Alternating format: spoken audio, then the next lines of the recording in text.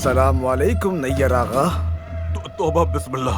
अरे जमाल, तुमने पीछे से ऐसे चुपके से आकर मुझे डरा ही दिया। माशाल्लाह, आपकी हालत तो अच्छी है। इस्तांबुल रास आ गया है। हाँ हाँ, राज आ गया है। अरे जमाल, अब मैं क्या कहूँ, किस्मत में तुम्हें यहाँ बुलाना भी लिखा था। आज तक ना बुलाना आपकी गलती थी। चले खैर, शुक्र करे अपना हक लेने आया हूँ, वरना कभी माफ नहीं करता। अच्छा, जब दिल करे तब ले जाओ अपना हक, लेकिन मेरी सिर्फ एक बात याद रखना। देखो, सब्र से काम लेना, ठीक है? कुछ भी गड़बड़ करके सारा बेड़ा गर्क मत कर देना। सबर का दामन फट चुका है नैयर आगा।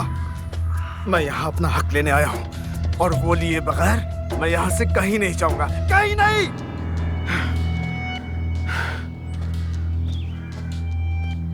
पागल, अल्लाह पूछे इस पागल को, दिमाग खराब है।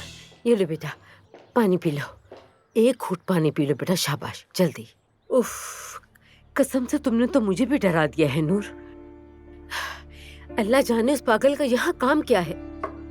ये मुमकिन नहीं है। यकीनन तुमने कोई ख्वाब देखा होगा बेटा।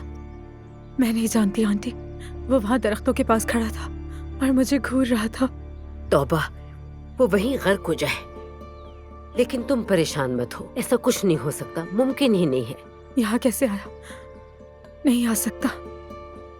मुझे ढूंढा कैसे उसने? हरगिज नहीं, वो परिंदा बनकर भी यहाँ नहीं आ सकता। चलो जाओ, अपना मुंह हाथ धो लो, थोड़ा फ्रेश हो जाओ। जाओ, शाबाश, परेशान मत हो। हफीजा बेगम। जी आयतुल साहिबा। नूर, अलीना तुम्हें बुला रही है। वो नूर जरा। ठीक है, जा रही हूँ।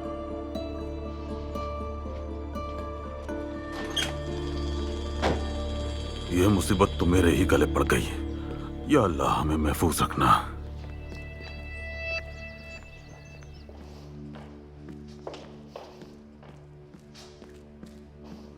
जरा इसका मुंह तो देखो, 5 गज लंबा हो गया है।